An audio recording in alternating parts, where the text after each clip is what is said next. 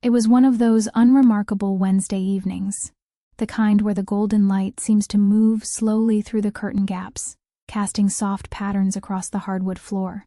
I was nestled in the armchair, holding a warm mug of peppermint tea, my thoughts drifting nowhere in particular when my phone lit up.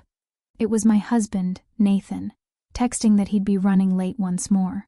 His demanding schedule had become routine, something I'd grown accustomed to, but that night I felt an unusual flutter in my chest. Something felt different. But around 7:30 there was an unexpected knock at the door. I wasn't anticipating any visitors. When I pulled it open, I found James, one of Nathan's coworkers, standing on my porch with an apologetic expression but a genuine warmth in his eyes. "I hope I'm not intruding," he said, his tone gentle yet uncertain. He explained that he'd stayed late finishing a project and needed somewhere peaceful to clear his head before driving home. I welcomed him inside without hesitation. Our home wasn't grand, but it had a welcoming energy. Plush furniture, amber-toned lamps, and the lingering fragrance of vanilla from the candles I'd burned earlier. James settled into the chair across from mine, and we began chatting, awkwardly at first, the way near strangers often do. But gradually something shifted. He started telling me about the daily grind at work, the small victories and petty frustrations, and I caught myself laughing at his subtle wit. It surprised me how naturally the conversation flowed, considering we'd barely exchanged more than pleasantries. Before that night, as the hour hand crept past 8, our exchange grew softer, more personal. I watched the tension drain from his posture, and he looked at me with a sincerity that caught me off guard. He talked about feeling isolated sometimes, about the weight of expectations, and about craving someone who truly understood. Not in a romantic sense, not anything inappropriate, but in that raw, deeply human way we all sometimes need. I listened with genuine attention, my heart unexpectedly open, sensing a connection I hadn't anticipated sharing with anyone besides Nathan. Then he leaned back slightly, his voice dropping to almost a murmur, like he was sharing a secret. "It's unusual to find someone who actually hears you. Really hears you," he said. In that hushed moment, I felt something wash over me that I couldn't quite name. Compassion, warmth, a strange recognition of similar spirits. It was quiet but undeniable, and the atmosphere in the room had transformed.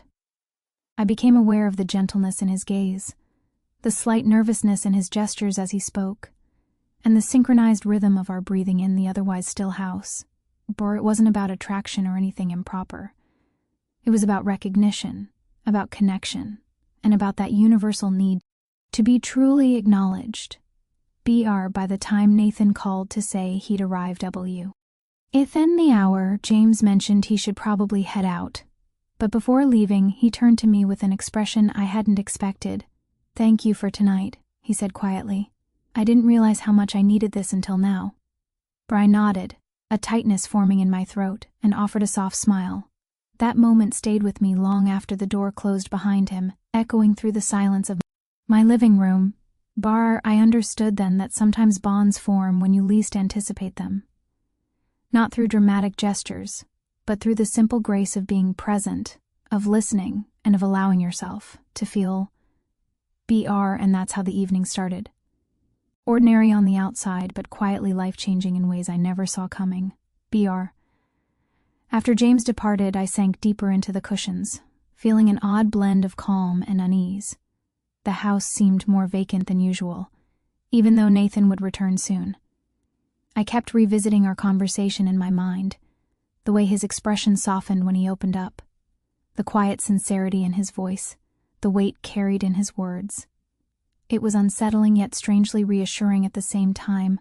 When Nathan finally came through the door, his presence anchored me. He looked exhausted, carrying that familiar blend of bitter coffee and aftershave, and I could tell the day had worn him down. We exchanged our usual greetings, small smiles, and brief comments about leftovers in the fridge, but my thoughts kept wandering back to James. A small wave of guilt passed through me for thinking about someone else, even though nothing inappropriate had occurred. The following day, I noticed something different at the office where I occasionally stopped by. James seemed withdrawn, more contemplative than usual, and I wondered if he was replaying that night in his own head just as I was. That evening, Nathan mentioned he might be working late again, leaving me alone in the house, or so I assumed. Around 6:30, the doorbell chimed. I opened it to find James standing there, slightly nervous but with a familiar smile. I hope this isn't too forward, he said. I wanted to return something I accidentally kept last night. He held up a small notepad, the one he'd scribbled in while we talked. I invited him inside, and we settled back into our seats. This time, the conversation felt different. It wasn't just casual exchange. It carried a depth, a rawness that neither of us had anticipated.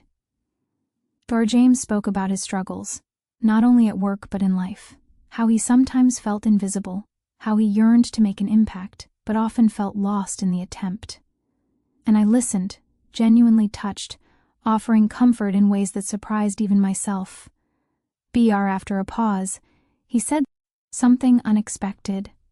I know this might seem odd, he began, but I feel like I can share anything with you.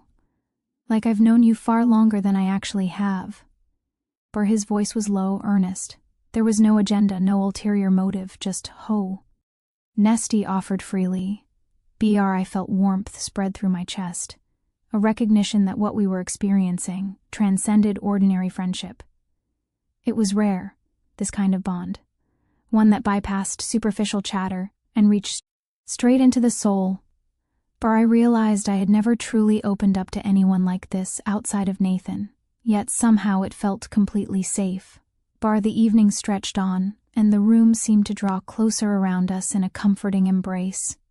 The gentle hum of the heating system, the muffled sounds of the neighborhood outside, even the way the lamp's glow danced across the walls. Everything felt intimate, personal. James and I were no longer merely acquaintances. We were two souls meeting in a space where understanding and empathy flowed without barriers. Before he left, James looked at me with that same earnestness. Thank you for being a refuge tonight, he said. There was a gravity in his tone that made my heart ache slightly, not with longing, but with gratitude for the depth of human connection.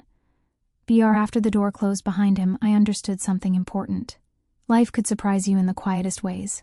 Emotional closeness didn't always emerge from grand declarations or dramatic scenes. Sometimes it arrived gently, in shared silence, in trust, in the simple act of being truly seen. And that night I began to grasp just how powerful that could be. Several days passed, and life at home returned to its familiar rhythm. Nathan's demanding schedule continued. My days filled with routines, and the house settled into its predictable evening stillness. Yet beneath that ordinary surface, I carried an anticipation I couldn't quite explain. I found myself wondering how James was doing, whether he thought about those evenings as much as I did. Then one evening, as the sun sank low and painted the sky in shades of copper and rose, my phone buzzed. It was James. He asked if he could stop by for a brief conversation. Normally I might have paused to consider, but something in his message felt gentle, almost urgent, not demanding, simply reaching for a moment of connection. I agreed. When he arrived, he seemed different. More or less tense, yet there was a quiet intensity in his eyes. We sat in the living room, the familiar comfort of the soft cushions beneath us, the lamps casting a warm amber glow across the space. There was a pause at first, the kind that comes when two people are waiting for the right words, the right moment to step into something delicate and meaningful. Finally James spoke, his voice low and steady. I've been reflecting a lot about our conversations, about everything, and I realized I've been carrying things I've never shared with anyone. He paused, letting the words settle between us. The air felt charged, not with tension or desire, but with a profound sense of trust. I feel like I've been holding back, he continued. And I don't want to anymore. Not because I expect anything in return, but because it feels right to be honest with you. There was a vulnerability in his tone that made my chest tighten, not with anxiety, but with recognition. Here was someone willing to reveal himself fully, to show the parts of him that usually stayed hidden. I listened, my heart expanding with empathy. He spoke about his fears, his regrets, and the loneliness that sometimes crept in, despite being surrounded by colleagues every day. BR. And then something unexpected happened. He looked at me and said, "I value you in a way I can't quite articulate. You make me feel understood, seen, and somehow lighter." I felt a lump form in my throat, a mixture of surprise and something tender I hadn't anticipated. It wasn't romantic in the way films lead you to expect, but it was intimate. Profoundly so. It was the kind of closeness that emerges from shared vulnerability, from encountering another person's essence in a quiet, unassuming way. We sat there in silence for a moment. The only sounds were the faint hum of the heating system and the soft rhythm of the clock. I realized I was seeing James differently now, not just as Nathan's colleague, but as someone who had quietly touched a part of me I hadn't acknowledged in years. It was exhilarating and comforting simultaneously, like discovering a hidden room in a house you thought you knew completely. Before leaving, he looked at me with an intensity that was gentle, not demanding. "Thank you for letting me be honest," he said. "That means more than I can express." I nodded, understanding perfectly. No grand gestures, no dramatic confessions. Just honesty, respect, and a shared emotional bond. After he left, I stayed on the sofa for a long while, reflecting. The evenings with James weren't about crossing lines or seeking thrills. They were about discovering what it meant to be fully present with someone, to share parts of yourself without fear, and to witness the same in another. And in that discovery, I found a quiet strength and a deeper appreciation for the layers of connection that life can offer when you least expect it. The days that followed were quieter, yet they carried a new sense of awareness. I found myself noticing small details more. The way afternoon light fell across the living room floor, the gentle hum of the appliances, the faint scent of vanilla lingering from a candle I hadn't yet extinguished. Life felt richer in its simplicity, and I realized it was because I had experienced something profoundly human. Connection without expectation, honesty without judgment. Nathan continued his demanding schedule at work, and James's visits became less frequent, but the impact remained. I didn't think about him in a fleeting, distracted way. I thought about the honesty we had shared, the way we had held space for each other's vulnerabilities, and the warmth of feeling truly acknowledged. I recognized that the experience had shifted something. Inside me. A deeper empathy, a keener self-understanding, and an appreciation for the subtle beauty of emotional intimacy. One evening, as I sat on the back porch, watching the sun disappear behind the tree line, Nathan joined me with 2 steaming cups of tea. We sipped quietly, the comfort of years together wrapping around us like a well-worn blanket. I felt a profound gratitude for the life we had built, for the laughter and the challenges, and for the trust that allowed us to navigate each day together. And yet, I also carried a quiet awareness of what I had learned. That connections could take many forms, and recognizing them didn't diminish love or loyalty. It enriched it. I had discovered that human hearts were capable of deep, unexpected resonance, and that embracing these moments with clarity and respect could lead to personal growth and inner peace. I thought of James too, and the courage it took for him to be vulnerable. Our interactions had been brief, but they had left an imprint, a reminder that life's most meaningful encounters often arrive softly, without fanfare or expectation, yet linger long after the moments pass. There was no tension now, only reflection and a quiet smile, knowing that sometimes life offers small gifts wrapped in honesty and trust. Looking back, I realized that those evenings with James had been less about him or me, and more about what we had created together.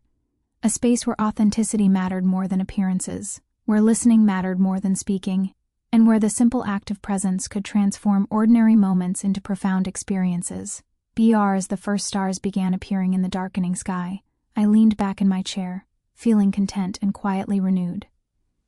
Life, I thought, had a way of surprising you, not with grand spectacles, but with subtle, gentle awakenings.